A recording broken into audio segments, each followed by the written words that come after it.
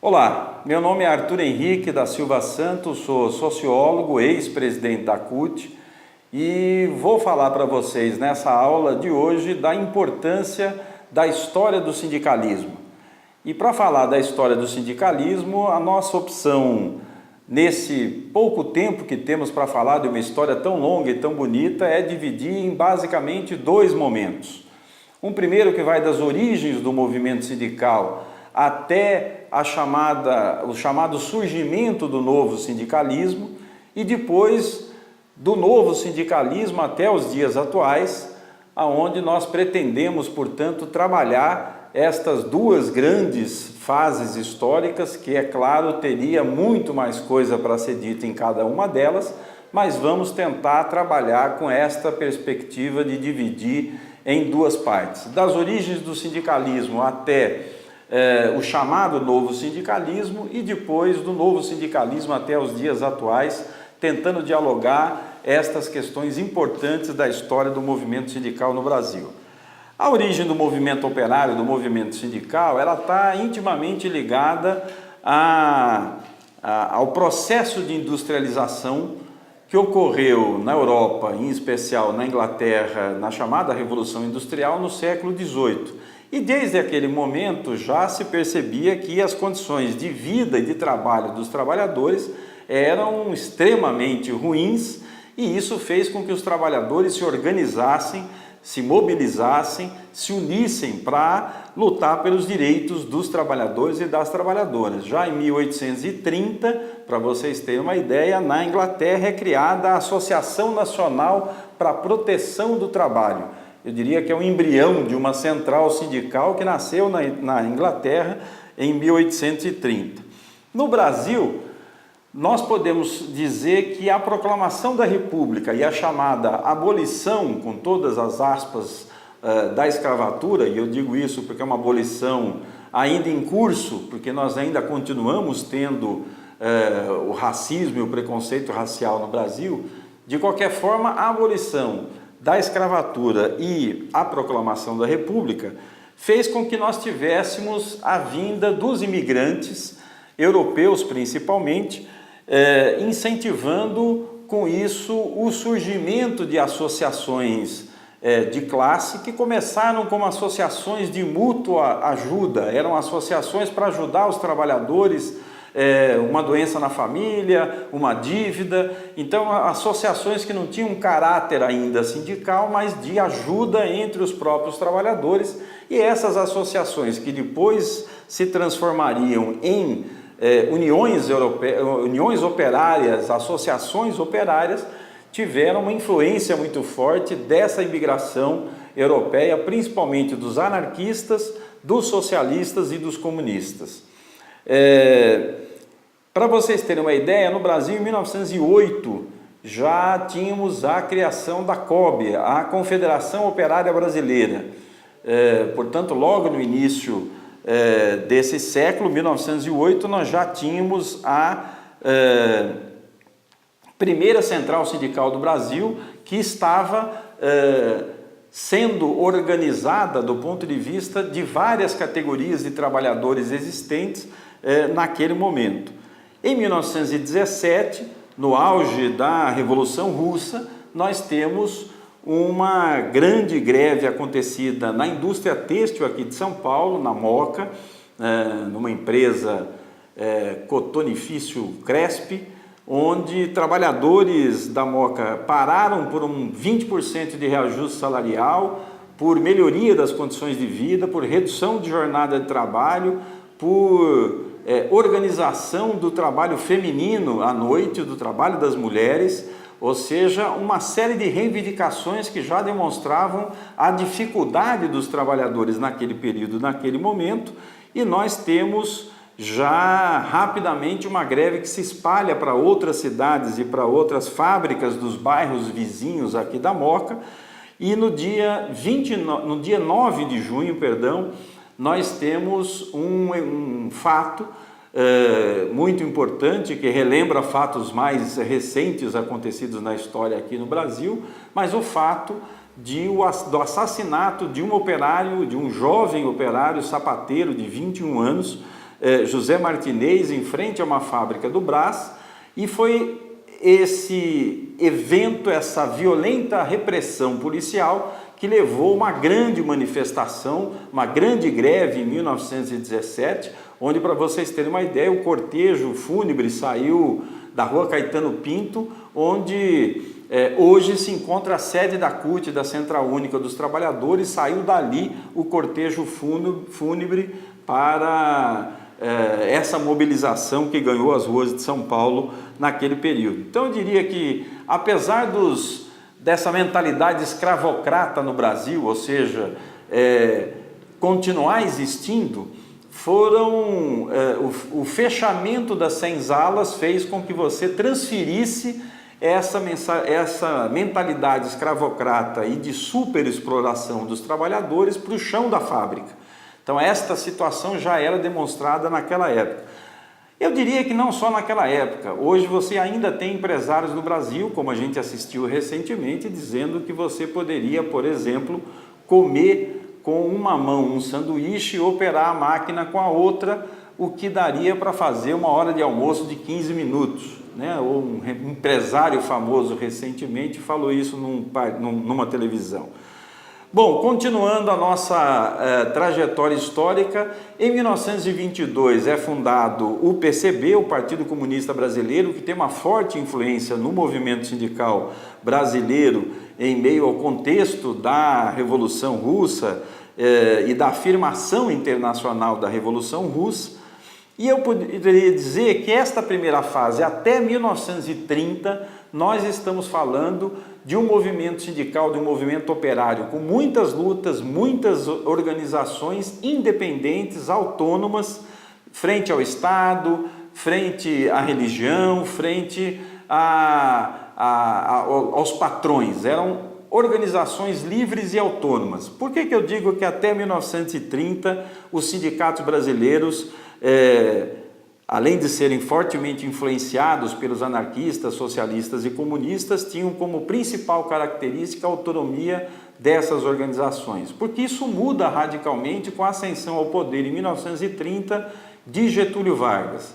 Getúlio Vargas assume o poder em 1930 com um golpe e estabelece, por um lado, os institutos de previdência, por outro, o Ministério do Trabalho, ou seja, ele passa a atender, fruto das lutas dos trabalhadores, um conjunto de reivindicações dos trabalhadores, fruto das greves, fruto das mobilizações, mas ao mesmo tempo passa a submeter os sindicatos ao controle do Estado. Para vocês terem uma ideia, ele edita um decreto 19.770 em 1931, portanto, logo após o golpe de 1930, estabelecendo algumas questões, entre elas, o controle financeiro dos recursos financeiros dos sindicatos através do Ministério do Trabalho, a participação do Ministério do Trabalho nas assembleias dos sindicatos, a limitação de estrangeiros para participar de diretorias dos sindicatos, tentando coibir, portanto, essa influência dos anarquistas italianos, portugueses, espanhóis, que vieram com a imigração. Veto a qualquer filiação internacional, não podia ter nenhuma ligação internacional dos sindicatos brasileiros. Unicidade sindical, só pode ter um sindicato por território, por uma categoria determinada pelo Estado, pelo Ministério do Trabalho. E o sindicato, vejam só, era considerado, era estabelecido como um órgão de colaboração e cooperação com o Estado. Os sindicatos, para serem reconhecidos pelo Ministério do Trabalho, tinham que ser, portanto, um órgão de colaboração com o Estado. E a compensação para isso era o recebimento do imposto sindical, um dia do salário do mês de março de cada trabalhador brasileiro, seja ele filiado ou não a algum sindicato, era um instrumento utilizado neste momento para que os sindicatos fossem reconhecidos e, portanto, atrelados ao Estado em 1931 por Getúlio Vargas. Isso é muito importante porque mostra depois, no novo sindicalismo, as principais bandeiras de luta por liberdade e autonomia sindical que viriam a ser estabelecidas após essa situação. Nós temos várias greves ocorrendo ao longo desse período. 1932, uma grande greve que paralisa ferroviários, vidreiros, tecelões, garçons, trabalhadores da Light do Rio de Janeiro. E fruto dessas mobilizações e desse conjunto muito grande de greves que se estabeleceram naquele período, em 4 de maio de 32, Getúlio decreta a regulamentação da jornada de 8 horas, o dia semanal de descanso, e limita o horário noturno a 7 horas. Então nós estamos falando de 1932, um conjunto de regras e de estabelecimento de direitos básicos conquistados há muito tempo em outros países, mas que aqui, fruto da luta dos trabalhadores, vem a ser implementado por Getúlio Vargas nesse ano de 1932. Nesse mesmo ano, um decreto garante, sem distinção de sexo, a todo o trabalho de igual valor corresponde um salário igual. Estou falando coisas que nós até hoje estamos lutando, que são salários iguais para trabalho igual. Nós temos diferença de salário entre homens e mulheres, entre negros e brancos, portanto essa luta continua até hoje, desde 1932. Estabelece a proibição do trabalho noturno para as mulheres, nesse mesmo decreto, e a vedação do trabalho feminino em locais perigosos e insalubres.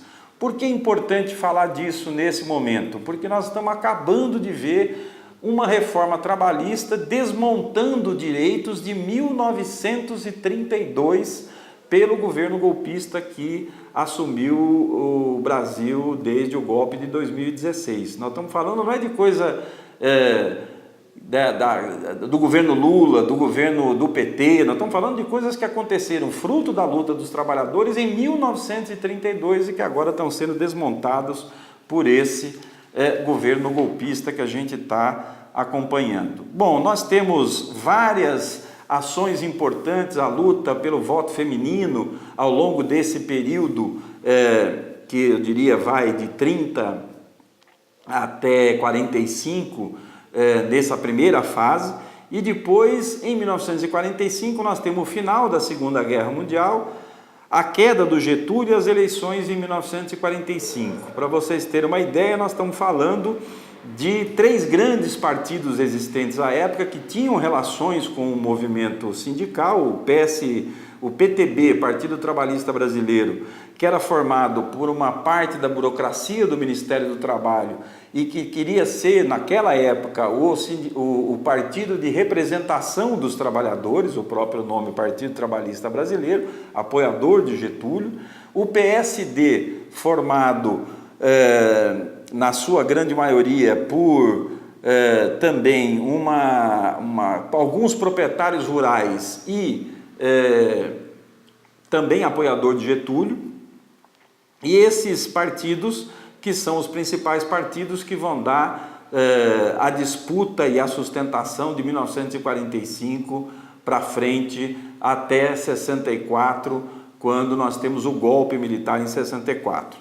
Bom, o período, portanto, que vai de 1930 a 1945, ele é marcado por essa dicotomia entre a criação por parte de Getúlio Vargas e o atendimento a uma demanda grande e reivindicações das lutas operárias.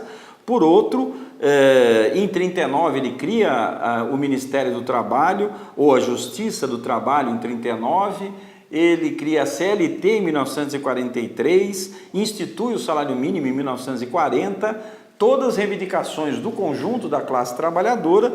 Então, por um lado, atende a parte das reivindicações dos trabalhadores e, por outro, estabelece esse controle das entidades sindicais, incentivando, inclusive, as entidades sindicais a assumirem serviços sociais, serviços assistenciais, como médicos, dentistas, colônia de férias, cabeleireiros, ou seja, grandes ações que, do ponto de vista que deveriam ser feitas pelo Estado, acabavam sendo assumidas pelo movimento sindical como atividades assistenciais. E o poder normativo da Justiça do Trabalho, que é implementado como forma de impedir o conflito entre o capital e o trabalho.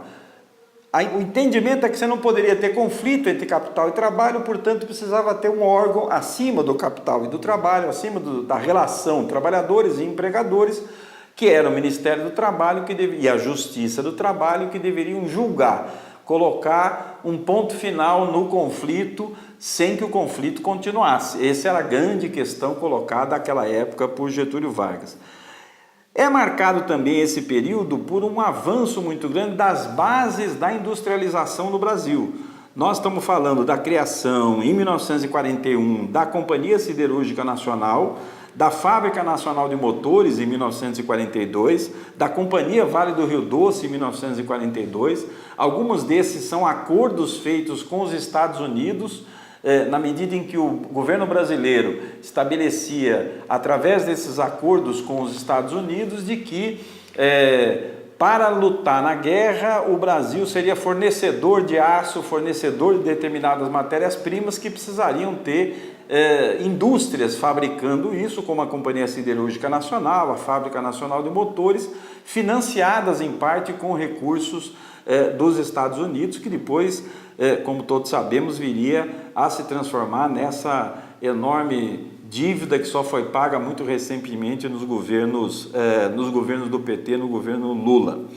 É um período, portanto, muito importante de início ou de fortalecimento de um parque industrial no Brasil, e isso tem a região do ABC como um dos seus polos mais dinâmicos nesse período da vinda ou do início da constituição da indústria no Brasil. Depois nós temos o período de 45 a 64, que também é um período importante, marcado, como eu disse, pelo fim da Segunda Guerra, a queda do Getúlio Vargas, a eleição do general Dutra, que ganhou a eleição de um outro militar, o general Eduardo Gomes.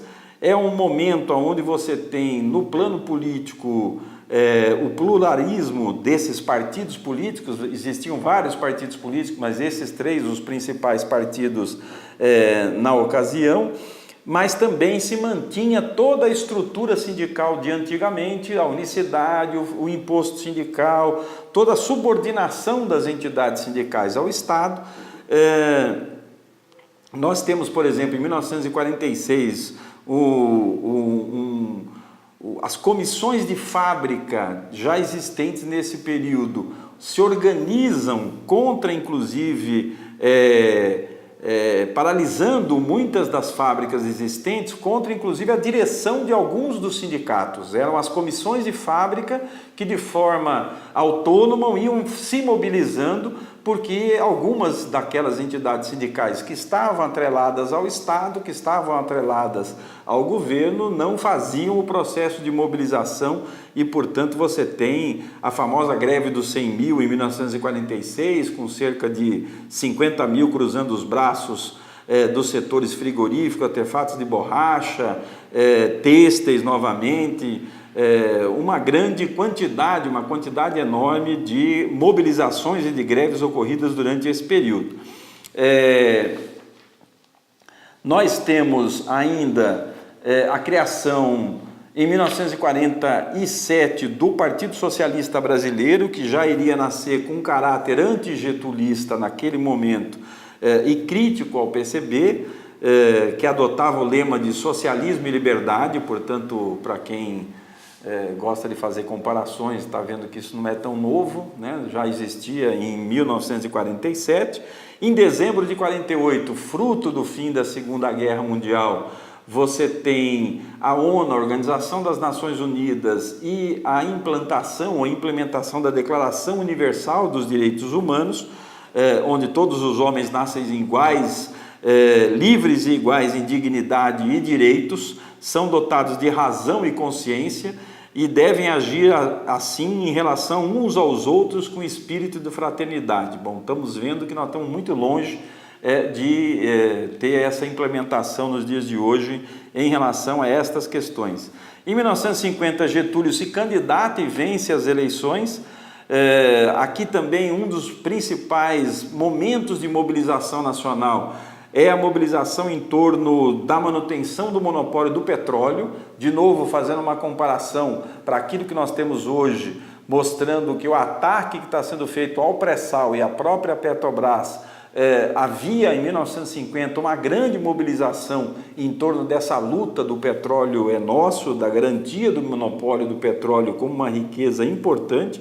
É criada nesse momento, nesse período, a Petrobras, a Eletrobras para organizar o setor elétrico, o BNDES, que na época chamava BNDE, Banco Nacional de Desenvolvimento Econômico, e várias disputas e divisões, continuando cada ano mais mobilizações, a greve dos 300 mil em 1953 na fábrica Matarazzo.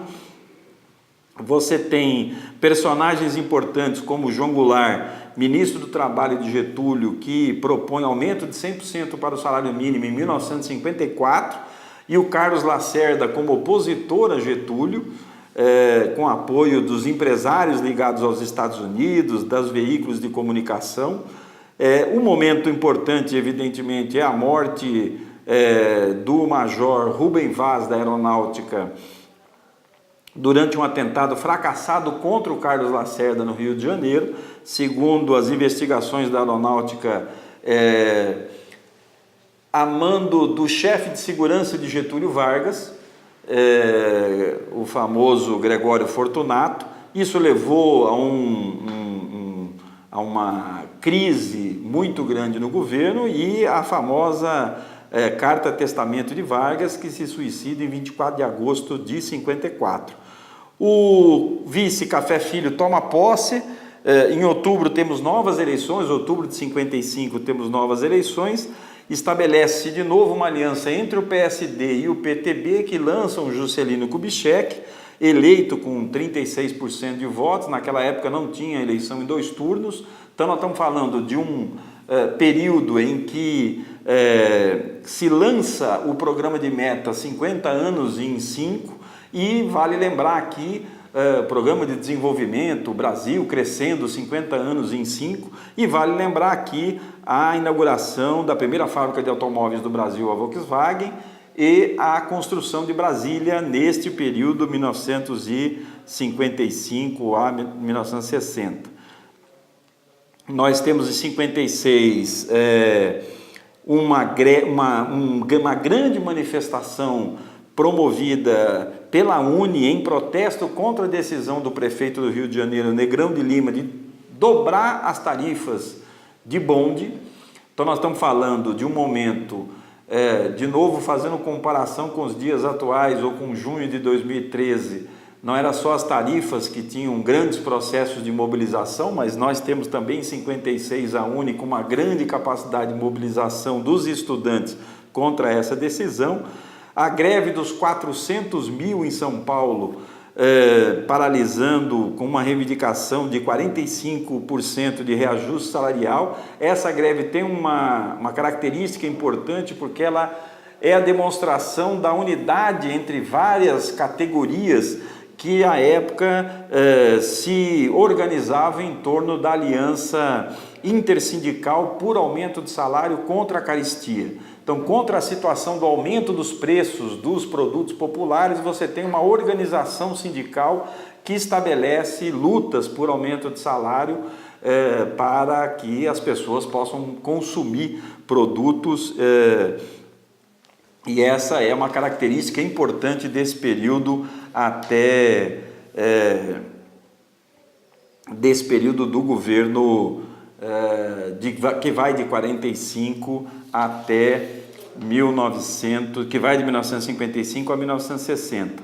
Em 1960, Jânio Quadros é eleito com a famosa tese ou com a famosa campanha da vassourinha para limpar a política, limpar e tudo mais. Em 61, ele, numa tentativa de fazer um lance político, de estabelecer que ele renunciaria para que o povo o chamasse de volta, voltaria nos braços do povo. O povo, evidentemente, não entrou na jogada política do Jânio Quadros, e Jânio Quadros renuncia, mas se cria uma crise política importante no Brasil, porque o vice presidente eleito era o próprio João Goulart.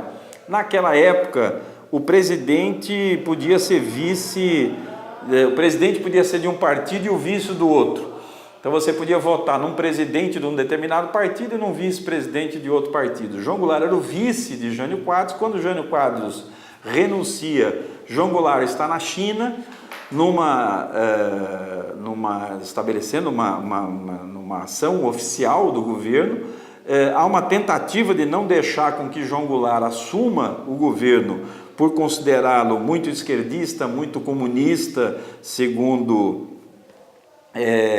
o debate na época, e você tem, na verdade, uma saída que, de novo, já estão pensando neste momento. A saída naquele momento foi, bom, vamos dar a posse ao Jango, mas vamos trocar o modelo e vamos implementar o parlamentarismo, que viria depois a ser rechaçado pela própria população num plebiscito, ouvindo a população, que voltou novamente ao presidencialismo. Mas, de qualquer forma, João Goulart assume o governo. Num governo parlamentarista, temos como primeiro-ministro Tancredo Neves. Esse governo de João Goulart é marcado por um acirramento dos conflitos de interesse de classe. A classe operária, funcionalismo público, professores, estudantes intensificam as lutas e as jornadas e as reivindicações pelas chamadas reformas de base. Nós temos um período muito importante, principalmente no campo da reforma agrária, da educação, saúde, moradia, emprego, uma quantidade muito importante de reformas estruturais desde aquela época e sendo estabelecidas. Nasce naquele período também, em 1961, o chamado MSD, que é o Movimento Sindical Democrático, uma agremiação que se opõe, na verdade, à Frente Nacionalista de Trabalhadores, que era à época alinhada com o PCB e o PTB. Assume claramente uma posição de uma ala do movimento sindical contra Getúlio, contra João Goulart, uma ala anticomunista, defendendo um Brasil cristão e democrático no Brasil, ou seja, um movimento sindical com uma característica anticomunista, liderada por Antônio Pereira Magaldi, um comerciante ou um comerciário que manteria relações internacionais, inclusive com os Estados Unidos e com a Embaixada dos Estados Unidos, que participaram ativamente do golpe de 64. Mas também o movimento sindical combativo continua a sua mobilização e a sua organização de greves que paralisam o Brasil em todos esses momentos. Em 1961, nós temos a terceira grande greve nacional dos bancários e bancárias em todo o Brasil. Deflagram a chamada greve da dignidade, que dura 8 dias. É necessária a mediação do Ministério do Trabalho, do primeiro-ministro Tancredo Neves, obtém importantes conquistas essa greve, e ela foi fruto de um longo trabalho de organização promovido à época pela Confederação Nacional dos Trabalhadores e Empresas de Crédito, a CONTEC, que havia sido oficializada recentemente em 1959. Uma greve que reuniu bancários e securitários de todo o Brasil. Em 62, também fruto dessa mobilização, se cria o Comando Geral dos Trabalhadores, com forte influência do Partido Trabalhista Brasileiro e do Partido Comunista Brasileiro, uma central sindical com essa característica nacionalista, progressista, comprometida com a bandeira da extensão do voto a todos, aumento de 100% do salário mínimo, reforma agrária, reforma bancária. O comando unifica, de certa forma, as ações de diversas entidades da articulação sindical criadas ao longo dessa década de 1960, e o CGT, tentando puxar o governo para a esquerda, radicaliza nas mobilizações, conseguindo grandes vitórias nas mobilizações, com direitos importantes sendo implementados ao longo desse processo. Às vésperas do golpe de 64, o CGT apoiaria inclusive a greve dos sargentos e integraria a Frente de Mobilização Popular liderada por Leonel Brizola. O golpe, portanto, no entanto, já estava a caminho, e nesse período, digamos, 60 a 64, você tem toda uma importância muito grande da criação das ligas camponesas, do crescimento dos sindicatos rurais, dos estudantes com a atuação da UNE, nas igrejas com a JOC, com a Juventude Operária Católica, e nós podemos dizer que a fundação de várias das ações no campo, como as ligas camponesas, a própria fundação da CONTAG em 1963, são fruto desse processo de luta e de organização dos trabalhadores rurais que se organizaram ao longo desse período no Brasil. Você tem um massacre de Ipatinga ocorrido em outubro de 63 na Usiminas, em Minas Gerais. 30 pessoas são assassinadas até hoje. Parte da imprensa da época dizem que foram 5 ou 6 pessoas e tal. Você tem mais de 30 de relatos de mais de 30 pessoas assassinadas naquele período. Centenas de feridos por uma greve por reajuste salarial na Usiminas. Esse atrito que ocorreu vai demonstrando claramente a onda de protestos e de ampliação da democracia no Brasil e, por sua vez, a demonstração da repressão policial, da repressão contra a organização dos trabalhadores. Uma greve de 700 mil paralisa São Paulo, com trabalhadores conquistando aumentos salariais em 1963, a tentativa de uma legitimação da CNTI, da Confederação Nacional dos Trabalhadores da Indústria.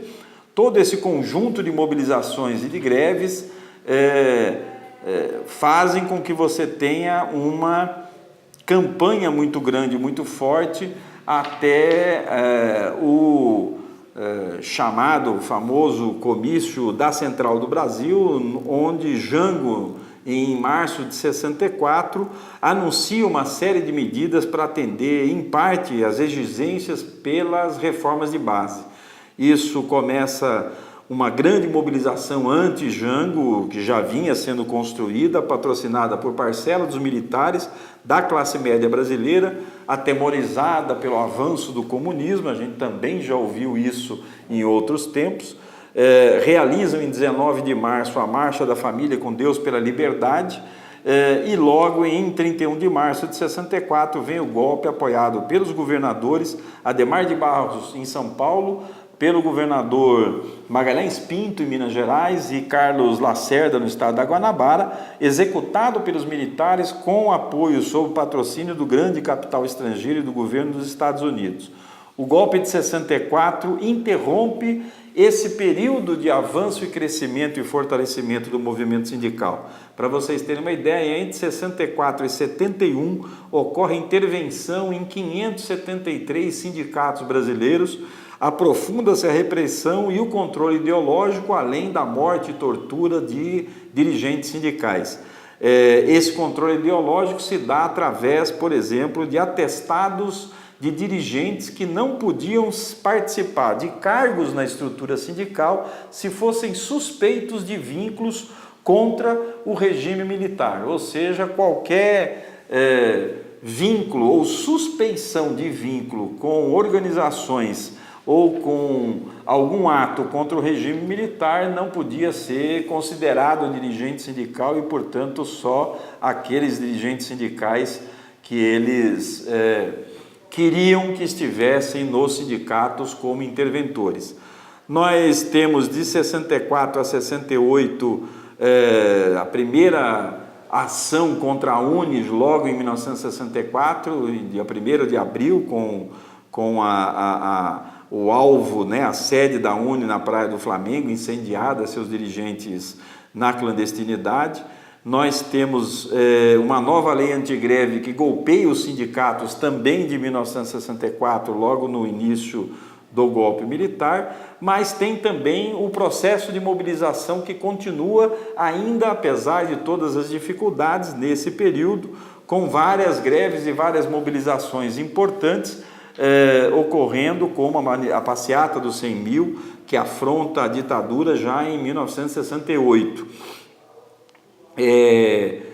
Claro que estou fazendo um resumo histórico por conta do tempo. Temos a criação do PCdoB como um racha do PCB durante esse período também, que foi importante para a história, o avanço da ação da juventude católica, mas de qualquer forma, concretamente, nós temos em 68 a greve de Contagem, da Cobrasma, nós temos greves importantes surgidas nesse período, a reação e a repressão cada vez mais forte por parte dos militares e do governo militar, e em 12 de março de 78, os trabalhadores da Scania no ABC Paulista marcam um ponto, entram para dentro da fábrica, mas ninguém trabalha, cruzam os braços.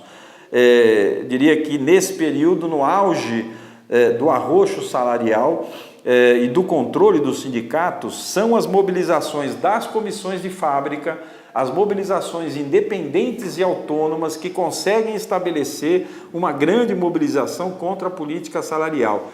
Em 78, nós temos a chamada criação ou o surgimento do novo sindicalismo no Brasil. E eu termino aqui esta primeira parte da aula, que vai até 78, ou seja, nós estamos falando de um sindicalismo que passou por um momento importante de autonomia e independência, depois do controle do Estado por parte de Getúlio Vargas, a luta contra a ditadura militar e o surgimento do novo sindicalismo.